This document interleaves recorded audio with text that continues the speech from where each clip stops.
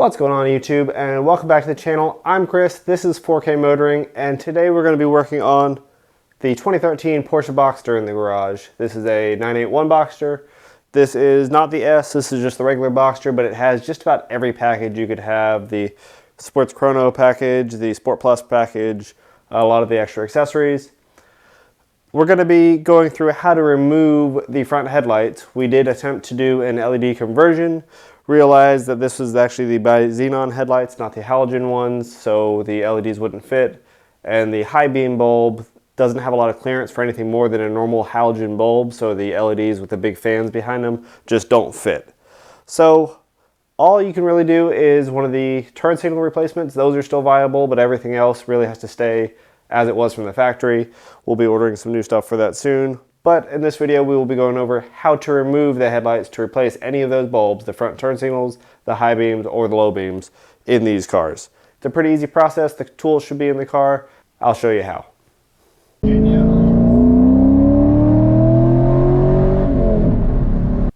Obviously, this starts by opening the front trunk, with the switch either on the keys or right down here by the seat.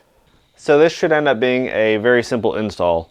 These Porsches, at least all the Boxsters, I don't know how far back it went, but I know at least of the 986 generation, the 1997 Boxster and up, they all have kind of the same mechanism for removing the headlights. I believe all the 911s are going to be the same. It's probably gone back quite a ways with Porsche. But the headlights will actually come out as one unit. So we're going to have our toolkit right here on this side, and in this little box right here, in our little box we have this tool, which is our headlight tool. What we're going to do is find, I believe it's going to be this little rubber plug right up here, one of these plugs. So you've got three different panels. One of them is going to have a blue cover on it. The other two just have opening little flaps, and you're able to, I found if you take those two off, you get a little bit of light, you can see what you're doing. You insert the tool in this bottom one, the one that opens down. Same one on both sides. And then we'll just rotate forward, and we can see the headlight pops out. From there, we just give it a little wiggle, and they will come out, and we will have one wiring harness we've got to disconnect with this side tab. The idea is to press this down. There's a locking pin. This whole outside sleeve slides over the inside sleeve that is on the headlight unit. The locking tab is actually on the headlight unit itself, comes up through, and there's a hinge piece that basically clamps over it.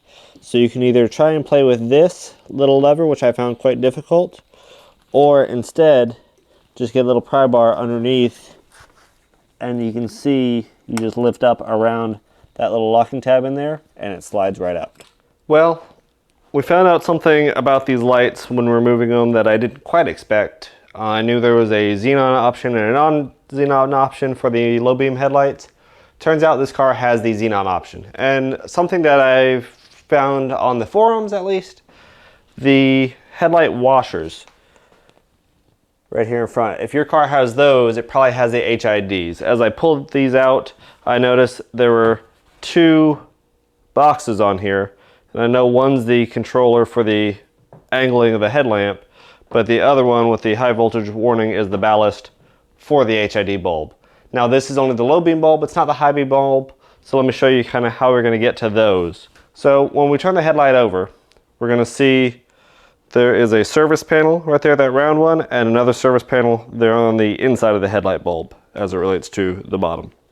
This inside one is going to be what we use to change the turn signal if we're doing that. This bottom one is what we're going to use to change the high beam headlight. As we can see, the back here that has a high voltage warning and a couple screws, that's our HID window. Just like that, that is the HID bulb back there. This is the motor that controls the headlight bulb, or at least the lens and the direction is pointing with the, basically when you turn the steering wheel, that'll turn as well. But that's the bulb that will be end up replacing, not today. We thought we had the halogen bulb, which we were going to replace with the LED. Turns out this is HID, which should be a near 6,000 K temperature, and this is clearly a much yellower bulb. So the prevailing wisdom is that HID bulbs, even though they do last longer than halogens, every 3 years or so they should probably be replaced. This car is going on 10 years old. I imagine this is the factory bulb for them still.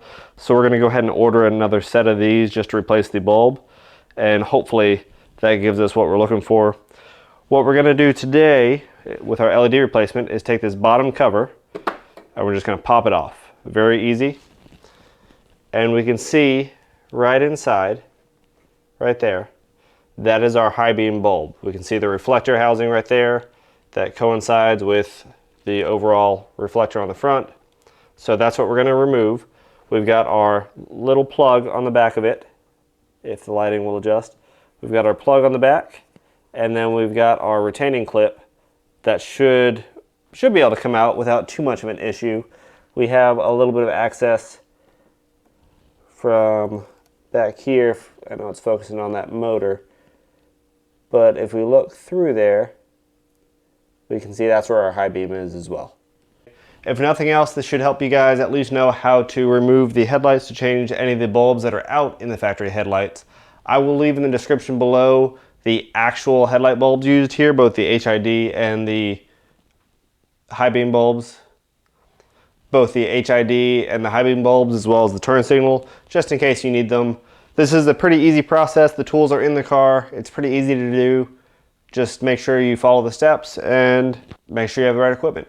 As always, thank you guys for watching. If you haven't hit that subscribe button and like yet, please do. It does help us out here. If you want to see more about the Porsche, let me know in the comments below. We can definitely do a few more videos on this. I know we haven't done a whole lot to begin with.